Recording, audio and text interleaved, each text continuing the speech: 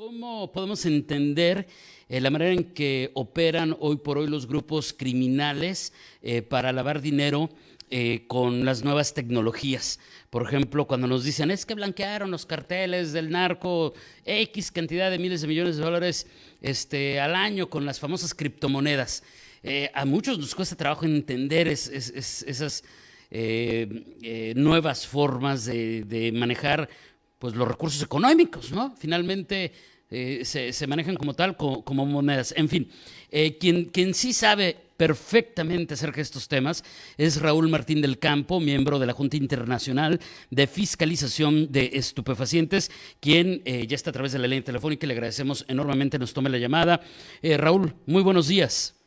Hola David, buenos días y muchos saludos a todos allá en Tijuana. Muchas gracias.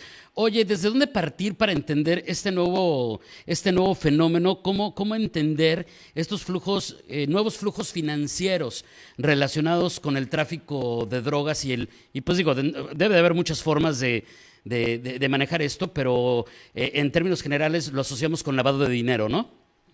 Sí, así es, mira, de hecho yo represento a un organismo que es la Junta Internacional de Fiscalización de Estupefacientes de las Naciones Unidas, y cada año nosotros tratamos de poner un tema en nuestro informe mundial para sensibilizar a los gobiernos.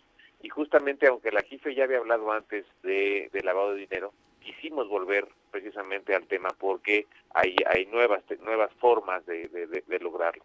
No olvidemos las tradicionales. Las tradicionales siguen operando y son muy importantes. Recordemos que a través de bancos, recordemos el escándalo de HSBC de hace algunos años, los casinos, recordemos algo que pasa en la frontera norte mucho en nuestro país, el contrabando de efectivo, el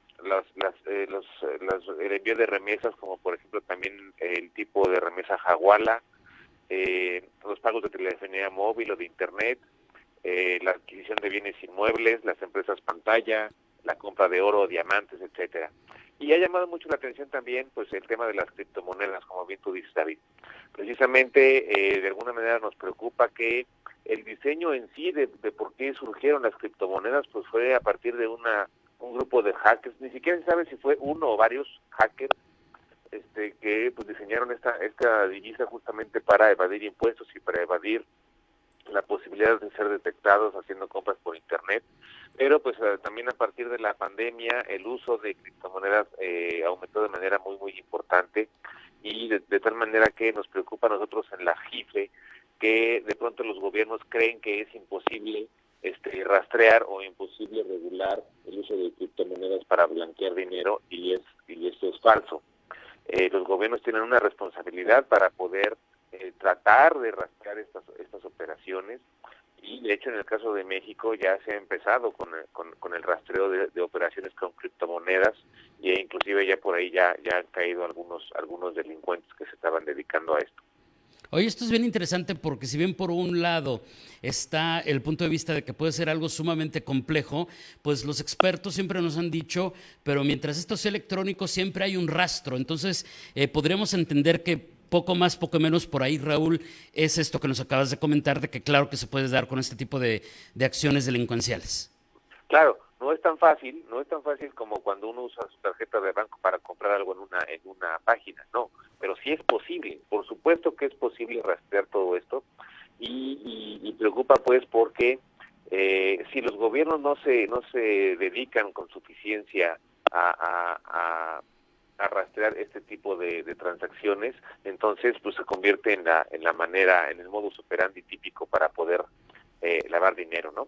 Entonces, lo que también nos han reportado, por ejemplo, en la Unidad de Inteligencia Financiera es que han detectado que los cárteles usan esta técnica que le podríamos traducir como pitufeo, porque es un smurfing, hacer operaciones pequeñas para que no se levanten las alertas de registro de las operaciones y entonces se empiecen a dar cuenta de cuáles son las transacciones que se están haciendo a nivel internet para lavar dinero. Lo que si buscáramos una analogía podría ser como el tráfico hormiga, ¿no? Una especie de tráfico de hormiga, exacto, pero ahora en compras pequeñas para lavar dinero. Oye, ¿y hay algún cálculo, algún aproximado respecto a qué tantos recursos pues los grupos del narco, los grupos delincuenciales en general, lavan a través de estos mecanismos en un país como México? Bueno, mira, nosotros tenemos dos datos para aproximarnos al tema. Uno es que respecto a todo lo que se lava de dinero por las organizaciones delincuenciales en general, incluido drogas, secuestro, armas, personas, etcétera, es cerca del 2.7% del Producto Interno Bruto Mundial, que equivale a 1.600 millones de dólares. Ahora, nosotros tenemos un informe de que quizás cerca de 25.000 millones de dólares sean blanqueados precisamente por los cárteles mexicanos al año. No sabemos cuánto de esto sea a través de las criptomonedas, pero lo que sí sabemos es que es una fortuna tal que con ella alcanzaría para pagar varios programas sociales o varias obras que están pendientes, muy necesarias en nuestro país. Por eso es que nos preocupa, pues, que no se le dé seguimiento. México en sí es un ejemplo de un país que ya ha empezado a revisar y darle seguimiento a estas operaciones, pero nos preocupan otros países en donde esto podría estar ocurriendo de igual manera, porque además ya sabemos que pues las transacciones bancarias y monetarias pues son totalmente internacionales. Claro, pero esto que nos dices, finalmente, creo, Raúl, sería una buena noticia, es decir, que México ya esté trabajando en esto y que también, como decías al inicio de esta plática, poco más, poco menos, pues sí contamos con un marco legal adecuado para dar seguimiento. Y digo, se suma un poquito a esta visión que tenemos los mexicanos en general, de que pues puede ser que nadie te encuentre, pero la UIF sí. ¿No? Agua. Cuidado porque ahí está. Oye, no, claro, y además, mira, algo que también es muy importante que tu auditorio reconozca en esto es lo siguiente, que es más que militarizar las estrategias de combate al narco, más que escalar la violencia en esos sentidos, si tú le pegas al narco en sus finanzas, es donde más les duele que los golpes, ahí es donde más los puedes debilitar. ¿Por qué? Porque el narcotráfico, a fin de cuentas, es un negocio. Entonces, si deja de ser buen negocio, exacto, entonces lo estás desestimulando. Entonces, esas operaciones de contrarrestar el lavado de dinero, de darle seguimiento al lavado de dinero, de tener leyes que permitan transparencia de dónde surgió el recurso, cómo se transfirió el recurso y qué destino tenía el recurso, ayudan mucho, pues, de verdad a debilitar los cárteles sin que se tenga que disparar una sola bala. Oye, y podremos cerrar tal vez con los retos, es decir, en todo este contexto entre la complejidad, pero también algunos temas que ya tienen avances, ¿qué es lo que podremos esperar para los próximos años? ¿Cuáles serían, pues, Raúl, las asignaturas pendientes en esta materia a nivel global? Mira, se tienen que aprobar más leyes de transparencia, sobre todo las leyes de transparencia están muy orientadas hacia la transparencia de los gobiernos, pero falta mucho hacer respecto a la transparencia de las transacciones que hacen las empresas y los particulares.